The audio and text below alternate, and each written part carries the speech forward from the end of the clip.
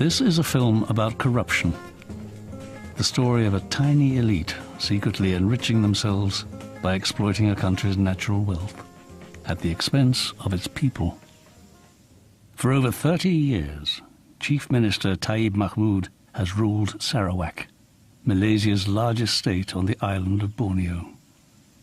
Today, Sarawak has less than 5% of its rainforests left unscathed by logging or plantations.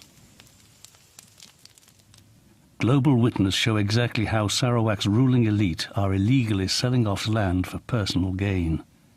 Taib is seeking new international investors under the pretext of developing the state. Many fear this money will be siphoned off into private bank accounts controlled by the ruling family. Posing as investors, Global Witness went undercover in Sarawak to find out how business is done and where the money goes.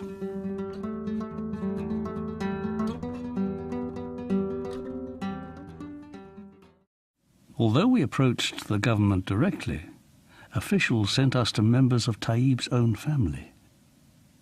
One area of land offered to Global Witness was owned by a company called Ample Agro. The company belongs to Taib's first cousins, the Abdul Rahman sisters, daughters of Sarawak's previous chief minister.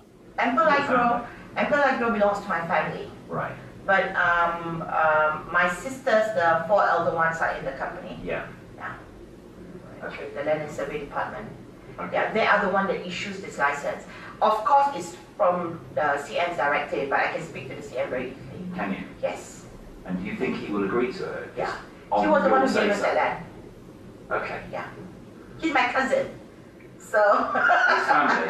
Yeah. His mother and my father are sisters and brothers, siblings. Oh, okay. Yeah. Okay, So he's my first cousin, so it's quite easy. Actually, there are 8 of us, 8 girls in the family. Yeah. So we're splitting all the companies among 8 sisters. So that's why I wanted to introduce you to my elder sister. And she's Nolia. Nolia. Okay. Yeah. But you know is she the MP for Tanjung Maris? Nora is the MP. Nora, okay. Who's Nolia? Nolia is the eldest. Okay. She's the one that's looking after the constituency for my sister. You're proposing basically Ample Agro, which is your company, okay, sell your company rather than the land, and your company owns the land. Yes, I bought the company as a shell company for this land. Buying Ample Agro meant we would acquire 5,000 hectares of forest to clear for palm oil. The land is home to many indigenous communities, some living in the area for more than a century. Owners of Ample Agro include the MP for Tanjung Manis, Nora Abdul Rahman. Another joint owner is the sister-in-law of Malaysia's Prime Minister, Khadijah Abdul Rahman. To sort out the deal, the sisters put us in touch with their lawyer, Alvin Chong. Alvin represents the state government and many prominent companies with close links to Taib's family. They are daughters of the former Chief Minister of Sarawak. You are talking to people of substance, people who have assets in their hands, okay? Now, asking price. Okay. What are you asking for it? 4,000 per hectare, per acre, sorry. But 4,000 per acre. Okay. This sale price would pocket the sisters a $16 million profit on land given to them by the Chief Minister in 2010 for a token sum of just $300,000. This is just the tip of the iceberg. Leaked land registry documents suggest that companies linked to Taib's family control nearly 200,000 hectares of land, an area twice the size of Hong Kong, with a market value of $500 million. While we were negotiating with the Abdul Rahman sisters, we were offered an even larger piece of land totaling 32,000 hectares. The land was owned by a company called Billion Venture, whose majority shareholder is one of Sarawak's powerful tycoons, He Yi Peng. He's nephew, a lawyer named Huang Long Hong, was handling the sale. He explained how Taib would expect to receive a 10% personal payment for agreeing to the sale and providing the necessary permits. This is the one with the proxy who's the old man. Yeah. Just your uncle. Yes. How many uncles you got? from my wife's side. Okay. They are from a big family. But then behind that is the Chief Minister. Yes. Okay. And will he ever surface as a... Never. It's like, I award you this license. In return, you're grateful to me, maybe say I give you what percentage. Okay, so he'd look for a percentage from the license. Yes. And how would that get paid though to the nominee? The existing owner will pay him up. So he gets paid it up front? Yes. Okay. One go. Yes. What kind of percentage are we looking for? I think I know. 10%. He is selling for 230 million. Right. Upfront, everything. You can check the company, I can provide to you. 3 shareholders. 3? Shareholders. Okay. One is Dr. Yu Peng. This Dr. holding majority shares. Right. He is very close to our chief ministers. Right. He has hotel. He has Kingwood Hotel. You know Kingwood Hotel? Chief Minister Taib has extensive and enduring financial ties with He Yi Peng. Taib himself is a shareholder in Kingwood Hotel. Giving bribes to Taib in exchange for official permits appears to be standard practice. What we saw during our investigation was corroborated by several independent sources, including a high-ranking government official and a logging company executive.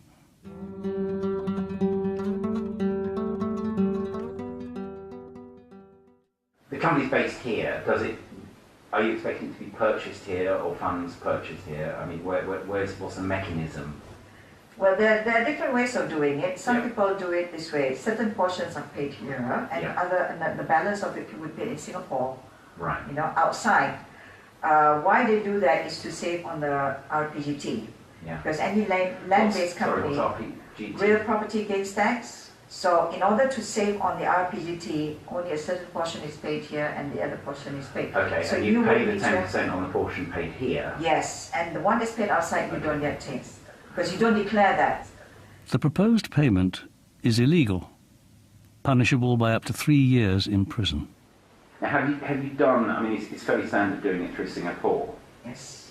Okay. You will have to do 2 sets of agreement.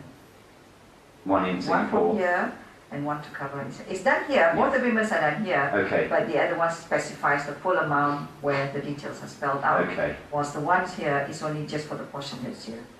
And can you assure me that we won't fall foul of anything doing it that way? No. It's been done. It's been done. It's been done before. Selling of the shares Yeah. could be deemed a disposal of Right. the asset, Yes. therefore attracting real property gains tax. The troubling part to this is going to be a huge RPGT, all right? She said we need to do effectively a duplicate transaction, one for here, for submission here, and then another one. Which is a nominal value, A nominal value. and one, the substantial value, is Yeah. offshore. This deal shows how money due to the state is stolen and hidden overseas. Malaysia has the world's 3rd largest flow of capital flight, losing the country an estimated $285 billion between 2001 and 2010. A great deal of this money is rumoured to flow through private bank accounts in Singapore. Everybody so far we've spoken to prefers Singapore. Yes, for some very obvious reasons. Now, is there no communication between Singapore and here? That's why we choose Singapore. The Singapore Most government, important, you know. the Singapore government has a China wall, and they will not Firewall. Yeah. They will not tell the Malaysian government not. Is that because the Malaysian government don't ask them They ask and they've been turned down. and they get told turn down? Yeah. Sorry, it's none of your business. They are the new Switzerland.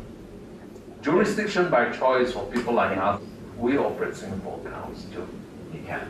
both personal and corporate entities. In addition to tax evasion, Alvin also suggests a method to give foreign investors total control of companies, in violation of Malaysian law. Let me highlight something to you first. Okay. Before you and your client Yeah. or even going to talk specific terms, Yeah. you have to overcome one major hurdle. How are you going to manage the 51%? 51% of the shareholding must be held by Malaysian citizens. I can put into place a mechanism to control the local shareholding. We create a lending situation where your foreign party advance money to them, the whatever million, and in turn their shares is charged as security. Okay, that's interesting. Yeah. Okay, that's interesting. To your party, so your party holds the original share certificates. They have a lien over it. They have a charge over it. How enforceable is that charge? Oh, very enforceable. Now, should we call this person effectively a kind of nominee, really? It has to be. It is a nominee. Yes. Okay, this nominee is likely to be. Okay, all these instruments that I'm creating. It's not going to be done here. It's going to be locked up somewhere in Singapore. In Singapore. Why? Because the local law says that the local shareholders have to declare that they are not holding the shares on trust. You do it in Singapore, that it won't surface, and the nominees is not going to keep a shred of paper. I think your ideas for nominees or proxies or whatever is very attractive. Well, I think it's very practical. It's very thought through. Oh, it is. I put it to use many a times.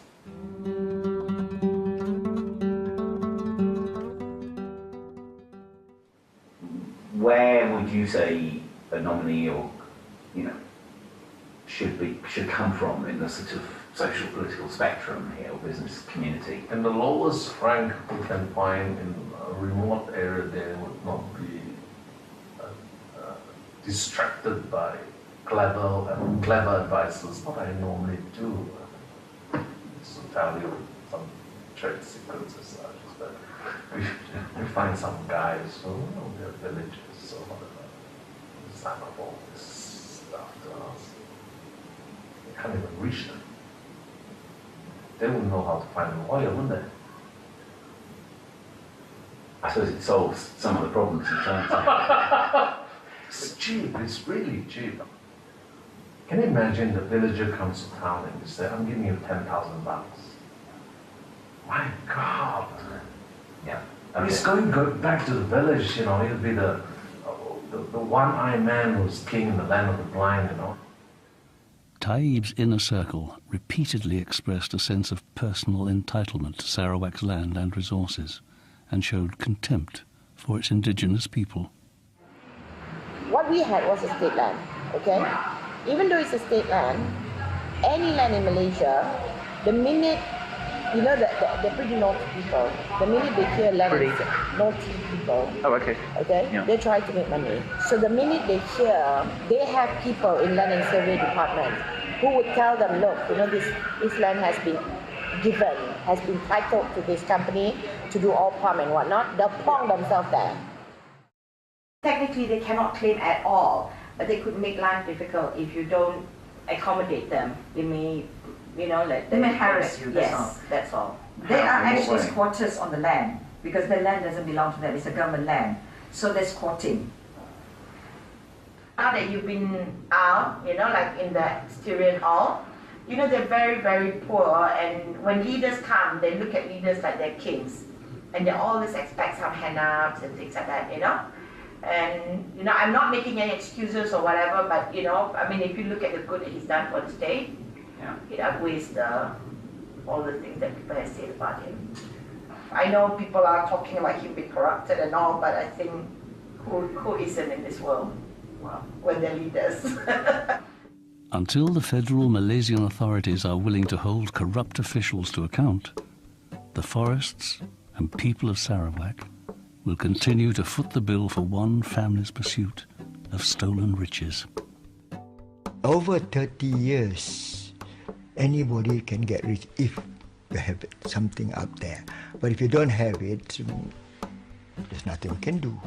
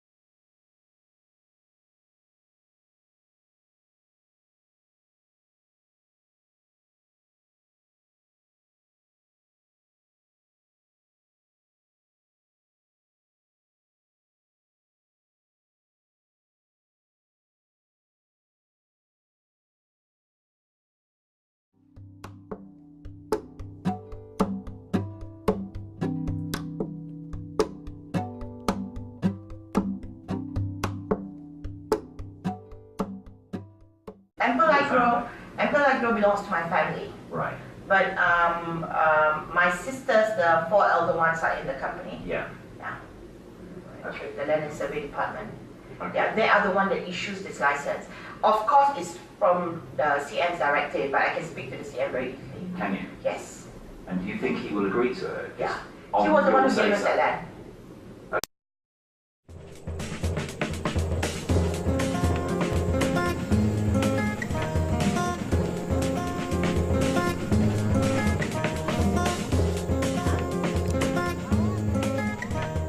This is a film about corruption.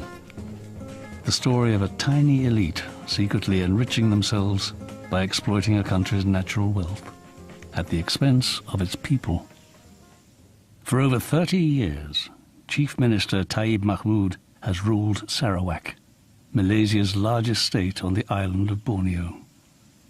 Today, Sarawak has less than 5% of its rainforests left unscathed by logging or plantations.